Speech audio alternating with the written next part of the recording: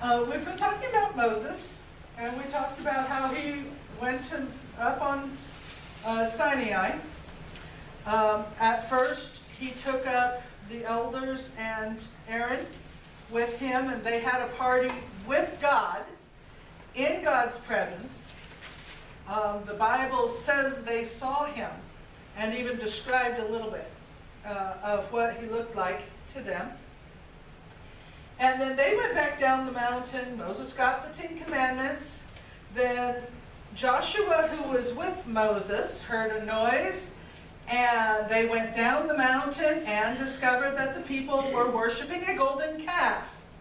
So Aaron, who had just had a feast in the presence of God, went down and built a calf to worship. After Moses... Evidently, yeah, he wasn't the smartest, at least not at this moment. He wasn't.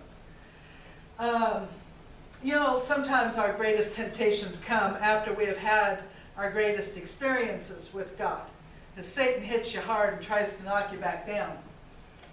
Anyway, Moses went back up the mountain, and God rewrote the 10 Commandments. And he also gave Moses some other laws for the children of Israel to go by. Basic laws explaining what morality is. What is right, what is wrong. Don't take things that don't belong to you. Don't murder people, which is in the 10 Commandments. And just a basic beginning of the explanations of what laws should govern this people. He also gave him the plans for the tabernacle. God told Moses who was supposed to be the foreman in charge of the crews to build the tabernacle. He told him what materials to use, where to use them, exactly what size to make it. And we'll discuss that a little bit deeper next time. But he told them not just for the tabernacle, but also the fence around the yard that surrounds the tabernacle. He told them what was supposed to be inside that fence. He told them what the priests were supposed to wear. And when they traveled, who was supposed to carry the whole tabernacle and all of its paraphernalia and everything.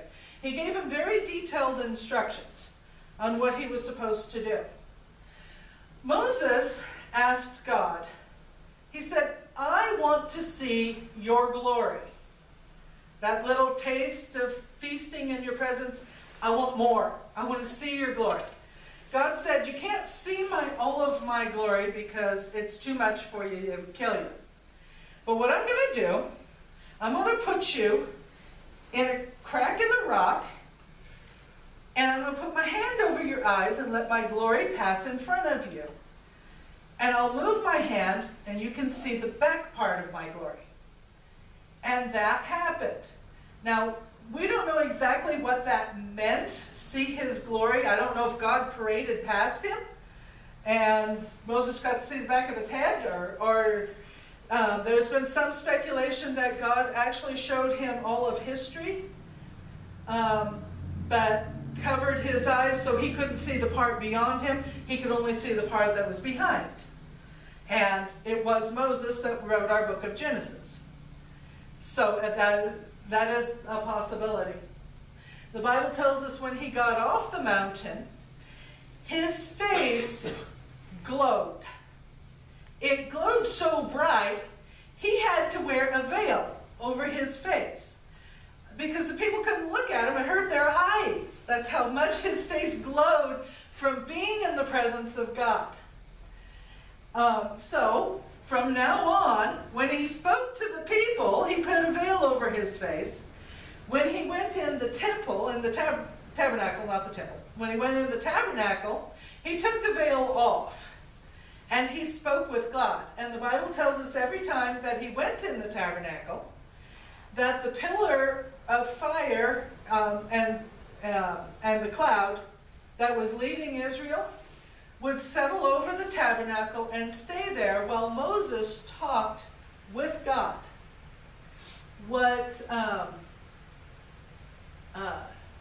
isn't always noticed is that Moses's servant, right-hand man, Joshua, was there with him and often stayed in the tabernacle after Moses left.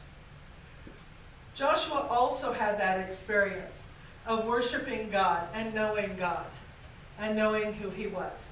He was kind of in training to be the next leader when Moses was gone. And so God's preparing him. And that's the best preparation you can have to be a leader, is to know God. Because it's kind of hard to follow someone when you don't know who he is. So it makes it better. We will discuss more about the tabernacle, mostly because I have a lot of pretty flannel that I want to use next time. And let's sing a song now. Deep and wide,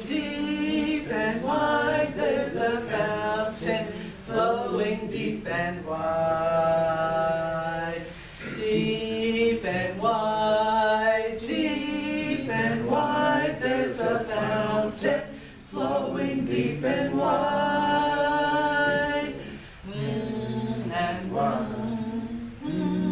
And there's a fountain flowing and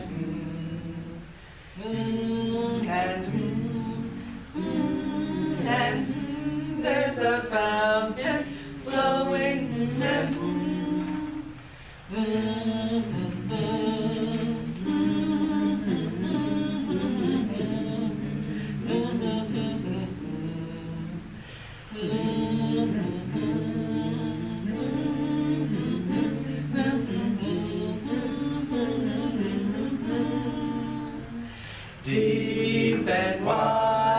deep and wide, there's a fountain flowing deep and wide.